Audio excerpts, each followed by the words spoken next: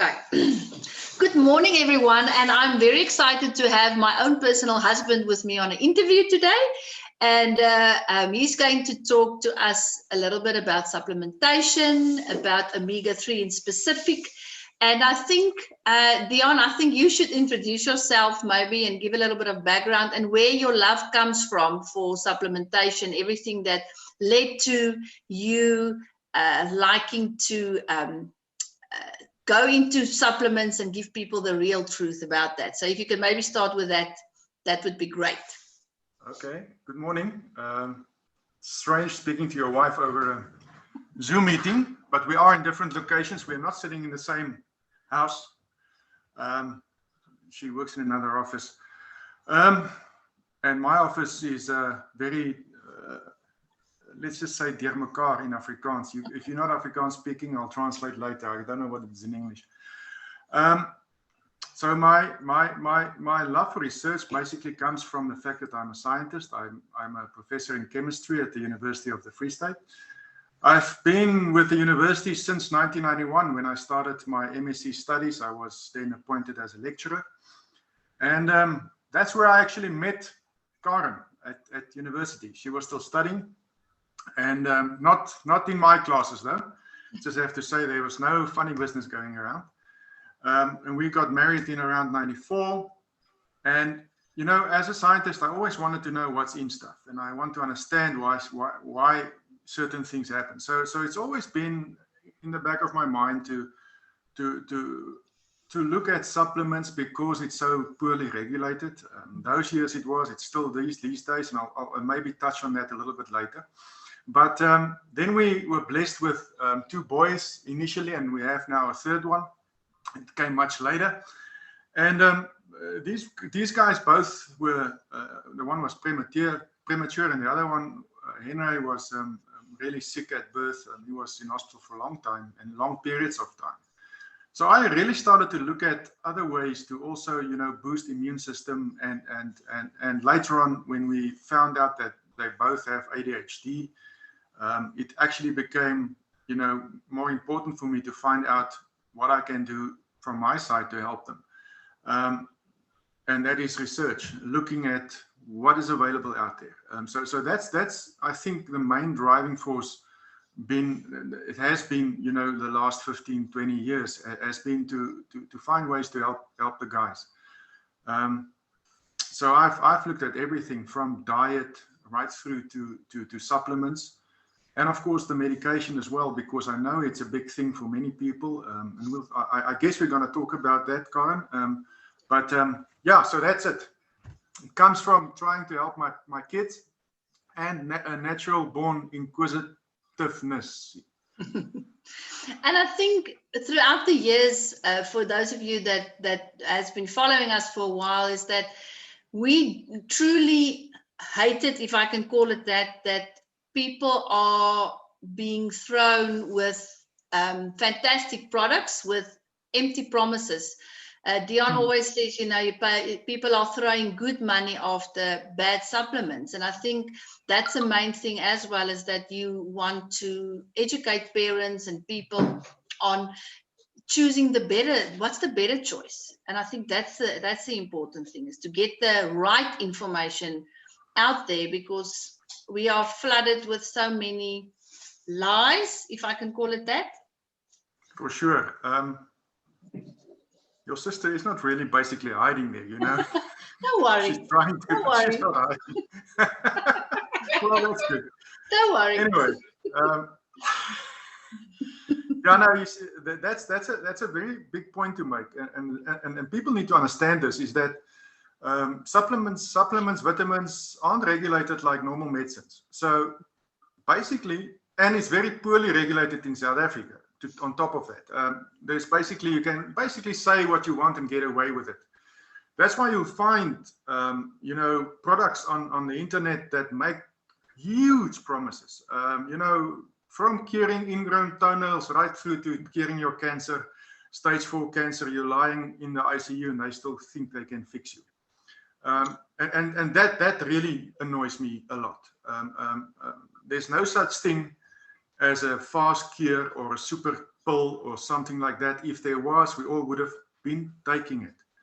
So I think that's my first point today is don't believe everything you read, question everything, and understand that there's no such thing as a super pill. Now, that's two things actually to remember. But I think that'll stand you in good stead in anything, not just in evaluating whether you should take a supplement or not. Yeah, thank you. Okay, so I want to cut to the chase, because everyone, and if I look at Marlies and I will be in some of these groups on Facebook, and then I will just cringe with what people are saying and claiming, and everything they're saying about medicine, all the positive stuff, all the negative stuff. So here's the bottom line, Dion, is can supplements replace medicine like Ritalin, Strattera, Concerta? No, can't. There's no... You need to understand that these are scheduled drugs. And when I say drugs, I really mean something that changes something physiologically in your body. And a supplement can never do that. Supplement can't mimic that. That's not to say that all supplements are bad. Understand what I'm saying here. But especially when you look at ADHD, many people fare extremely well on the medication. There's about 30% of people that don't do well on medication, but I have to qualify that.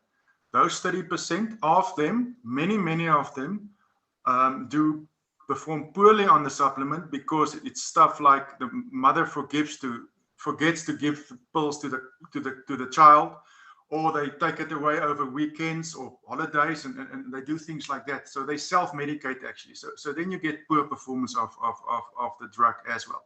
So that's included in that 30%.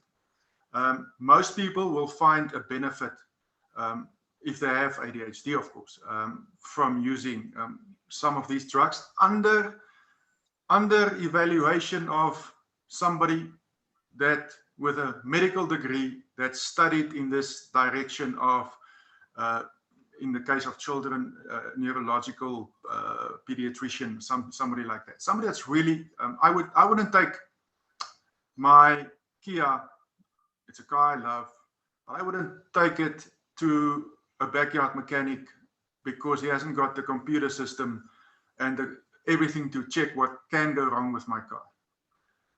The same with going to a doctor. You can't go to a plumber to get doctor's advice. And a lot of us do that. On internet, you will throw something out there and you will believe everything you read. And I get into a lot of trouble on social media because I ask questions, and then I was telling my wife this morning I got into trouble again because I questioned something. And normally when I question stuff, it's written and it's straightforward, and it annoys people because it comes across as rude. It's not my sorry, now it's my phone. It's not my intention to be rude at all. Yes, yeah, enough of that. Did I answer the question? Yeah, the thing is, I think a lot of parents see maybe not results, or they see they see all these things like my child is now in a zombie. Let me rather go the alternative route, and then they think that they are going to see the same effect. Yeah. And it doesn't work that way. That's why the one is a food supplement and the one is medication. So true. Yeah. So I think this is, again, so I don't know anything about supplementation. Someone is listening to you now.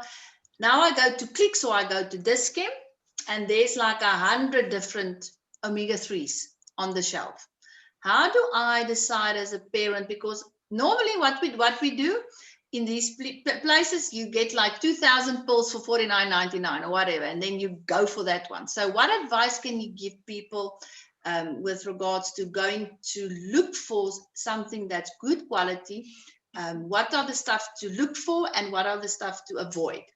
Yeah, maybe I should just say first, Karen, if it's okay, why I think omega-3 is a good supplement to use for everybody, not just somebody with ADHD. I think it's an important dietary supplement to use. I think, in my opinion, it's the most important one. First reason is especially if you live where we live in Bloemfontein, is we don't get enough fish in our diet. We don't get enough omega-3 in our diet. In the Western diet, nobody actually, most people don't get enough omega-3. So the thing is, you have omega-3, omega-6 fatty acids in your food. And the ratio between 3 and 6 should be 1 to 3 in a healthy diet. Unfortunately, it's in a ratio of 1 to 30. So you're getting in too much of the oils from plants. That's due to the way we process our food. And you get, instead of good benefits from omega-6, it becomes inflammatory. It does things in your body that's not supposed to be good. So that's the first thing. You must up your omega-3 just to get the balance right. That'll increase a lot of other healthy issues. It will just make you a healthier person. Secondly, many studies have shown that supplementation with omega-3 increases your, or let me put it differently, decreases your risk for heart disease in many ways. So I'm not going to go into the details on that. I know of a very large study that was done in the US a couple of years ago where they gave one portion of fish extra a week to more than thousands of medical doctors. And their total risk for contracting heart disease decreased by over 50%, just by eating one portion of fish extra a week. So you can't get enough of that. We in our house, we try to get a lot of fish in, and we do supplement with fish, but we also take supplements from omega-3 supplements because it's so important for general health for anybody. In terms of ADHD, it goes a little bit longer or a little bit further, because these fatty acids become part of cells all over your body, but mostly in your brain. And they are used they're used as messenger molecules. They help to send the messages along. What they found was that children with ADHD, for some reason, their bodies don't synthesize these omega-3s as well as other people. Don't say normal people. Remember, never say somebody with ADHD is abnormal. You'll get into my bad books. But anyways, so these people are ADHD deficient very often. Omega-3 deficient. And they need to up their omega-3. Studies have also shown that if they are on medication and they use omega-3, that there's a synergistic effect. That means it works together. I say again, omega-3 is not a drug. Can't do what Ritalin does, but it sort of helps the whole process, and that to me is crazily interesting. So that's why I think all children anyway should be on the supplements. Now, coming to your question in terms of how to select one, that's just crazy, because as I said earlier, it's just crazy at what people put out there. You need to get a good quality thing. Anybody can, a study done by, I can mention this, a study done by the Cape Town Technikon around 2012, 2013. If somebody wants the actual scientific article, I can basically find it for them. But they evaluated, I think if I remember correctly, 69 or 79 omega-3 supplements on the South African market. And more than half of them didn't have in the pills what it was saying on the labels. So they were giving misinformation. So, if you want the active ingredients, and they are called EPA and DHA, the short names, the abbreviated names, you need to make sure that you get it from a good source. The best sources are salmon. What is salmon now? Salmon. Salmon, dankie. That's why you have a wife. Is salmon, because it's a fish that lives in very deep waters, and the deeper it lives in, the colder it gets, the more of these omega-3 acids the fish forms in their bodies. So those are the best kind of oils that you can use. But selecting a company is hell. Some of them would sell you fish oil with no EPA and DHA in it, and they wouldn't even blink about it. And just to put this in perspective, a couple of years ago, you would remember there was this, I can't remember the company who was selling diet products, and then we found out they had Schedule 5 or Schedule 6 medication in them, and they were closed down, but not after selling hundreds of thousands of pills to consumers right here in South Africa. Imagine if they can do that with a diet pill, what they can do with something like omega-3. There are no principles in this industry. It's a very, very, very big industry, and where there's money, there's always sharks swimming around the poor salmon in the sea. And there's a difference between you also get plant-based omega-3s. Can you maybe just tell people which one is the better one to choose? Really good question. Look, the plant-based omega-3s aren't bad. There's nothing wrong with them. The only thing is you need to take much more of it to get the same result, because the form that omega-3 is in plant-based oils, the form that it is needs to go through an extra synthesis process in your body, and that synthesis or synthetic process is only 10 to 12% successful. So if you drink 100 milliliters of plant-based omega-3, your body is only going to take in 10 mils in the end. So it's just a huge amount of oil that you need to take. One tip maybe is, if you buy omega-3, put it in the fridge. That helps. It prevents the oils from going rancid, and it prevents that little fish burpees that some people get from drinking omega-3 supplements. Well, we do have, Dion and I, and Marlies also comes from medical field. We do have people ask us, but just tell me what to buy.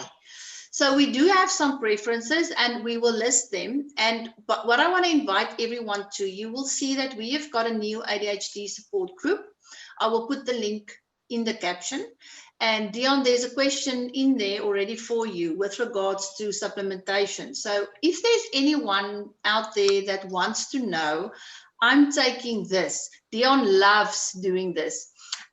So you can get the information to him, and he will go and quickly do a research for you and tell you, listen, yes or no. Dion, is it okay if I give you I will give them your email address as well? Yeah. And then you can do that. But I want to invite you all to rather get into the group over there, because then you can learn from other people, and also, like Dion, can answer questions directly if you have specific questions. So Dion, thank you so much. I think the bottom line here is, number one, it will never replace medicine, and there's a place for medicine. And number two, choose wisely. Don't just go for the cheapest option, because then you can just drink tap water, for all I'm concerned. Sure. So make certain, and if you don't know, ask someone. That's why we are here. That's why we're doing these talks, is to try and get people information, the right information, so that they can make educated decisions with regards to their children and their own health. So Dion, thank you for your time. I know how busy you are. There at home. So thank you so much, and we'll see everyone later. Bye. Okay, bye.